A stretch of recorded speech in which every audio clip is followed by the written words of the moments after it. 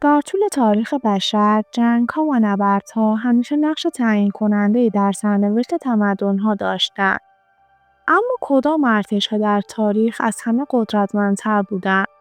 امروز در این ویدیو رتبه‌بندی 10 ارتش قدرتمند تاریخ بشر را بررسی می‌کنیم که ارتش اول از همه مهمتر و قوی‌تره و دارد حرف اول را در جهان می‌زند. پس اگر می‌خواهید رازهای تاکتیکی ارتش‌های قدرتمند زمان خود را کشف کنید، همین الان کانال ما رو سابسکرایب کنید تا هیچ ویدیویی رو از دست ندید.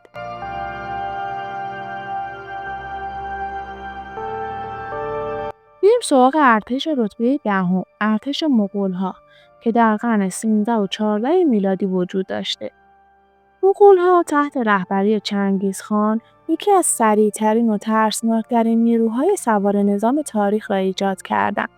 تاکتیک اصلی آن شامل تحرک سریع، شبیه‌سازی عقب‌نشینی و تیراندازی از روی اسب بود. قدرت مغول‌ها نه تنها به مهارت سوار نظام آنها، بلکه به سازماندهی دقیق و استفاده از اطلاعات جاسوسی وابسته بود. بریم سراغ ارتش رتبه نهم، ارتش رومی‌ها که در قرن 1 قبل از میلاد تا قرن 5 میلادی وجود داشته. ارتش روم سمبل نظم و انضباط نظامی بود. مهمترین ویژگی آن لشکرهای منظم و آموزش دیده با تجهیزات استاندارد، سپرهای سنگین و تاکتیک‌های منسجم بود.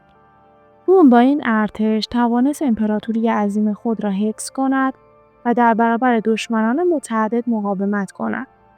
بریم سراغ ارتش رتبه هشتم، ارتش اسپارتا که در قرن 5 قبل از میلاد وجود داشته. تمرکز اسپارتا بر تمرین شدید و انضباط سخت بود. باز اصلی قدرت آنها فانکشن فالانکس یعنی چیدمان منظم سپرها و نیزه‌ها بود. اسپارتا در نبردهای مانند ترموپیل به رغم تعداد کمتر توانستند دشمنان بزرگتر را متوقف کنند. میریم سراغ ارتش رتبه هفتم، ارتش بریتانیا که در قرن 18 و 19 میلادی وجود داشته.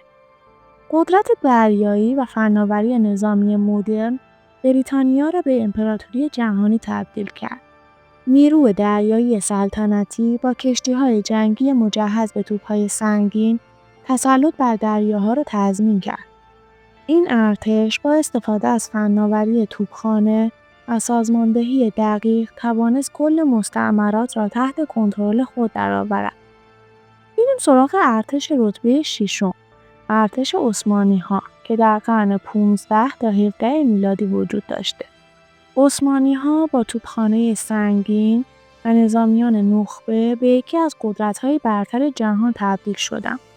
مهمترین ویژگی یعنی چریها، نیروهای نخبه و آموزش دیده که ستون فقرات ارتش بودند. فتح قسطنطنیه در سال 1453 نشان از قدرت سازماندهی و فناوری ارتش عثمانی داشت. بریم سراغ ارتش رتبه پنجم، ارتش ژاپن سامورایی که در قرن 12 تا 16 میلادی وجود داشته. سامورایی‌ها با تمرکز بر هنرهای رزمی، شمشیر و تیر و کمان ارتشی بسیار خطرناک بودند. تاکتیک‌های ترکیبی از انضباط، استراتژی‌های ذهنی و مهارت فردی بود. قدرت آنها نه تنها در جنگ تن به تن، بلکه در مدیریت قلمرو و دفاع از آن تجلی یافت. میریم سراغ ارتش رتبه 4، ارتش چین سلسله هان و تانگ که در قرن 2 قبل از میلاد تا 10 میلادی وجود داشته. ارتش‌های چین با استفاده از تعداد زیاد سربازان، توپخانه اولیه و مهندسی نظامی بر دشمنان غلبه می‌کردند. مهمترین ابزار آن چین‌سازهای محاصره و آتش افروزها بود. چین با این ارتش توانست مرزهای خود را حفظ و تهدیدهای شمالی را کنترل کند.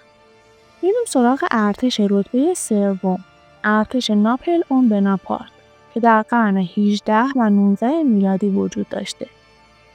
ناپلئون با تاکتیک‌های نوین و توان لجستیکی بالا ارتشی شکست ناپذیر ایجاد کرد. تمرکز بر حملات سریع و استفاده از توپخانه از ویژگی‌های آن بود.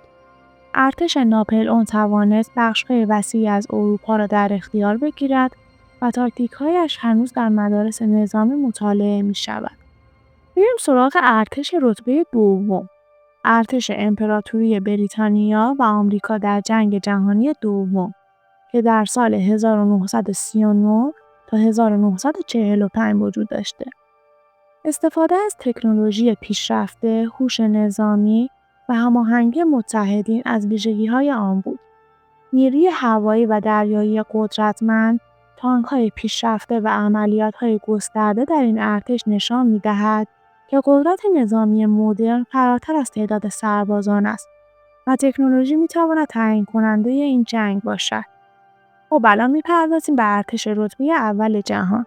ولی قبلش یادتون نره ویدیوی ما رو لایک کنید و کانال ما رو سابسکرایب کنید و اگر می‌خواهید جزئیات کامل تجهیزات و تاکتیک‌های این ارتش‌ها رو ببینید و رازهای قدرت نظامی بشر رو کشف کنید، برامون کامنت کنید و نظرتون رو در مورد این ویدیو بهمون بگید. میریم سراغ ارتش رتبه اول، ارتش ایالات متحده آمریکا که از قرن 20 میلادی تا امروز وجود داره. بدون شک ارتش ایالات متحده آمریکا قدرتمندترین ارتش تاریخ بشر از نظر تکنولوژی، بودجه و توان لجستیکی است که مجهز به هواپیماهای جنگنده نسل جدید، ناوهای هواپیمابر، سلاح‌های پیشرفته و اطلاعات نظامی دقیق است. توانایی اجرای عملیات در هر نقطه از جهان و هماهنگی میان شاخه‌های ارتش آنها را بی‌رقیب کرده است.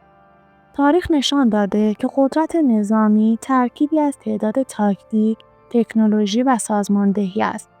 ارتش‌هایی که امروز بررسی کردیم، هر کدام به نحوی توانستند تاریخ را شکل دهند و نشان دهند که نظم، استراتژی و نوآوری می‌توانند بر تعداد سربازان غلبه کنند.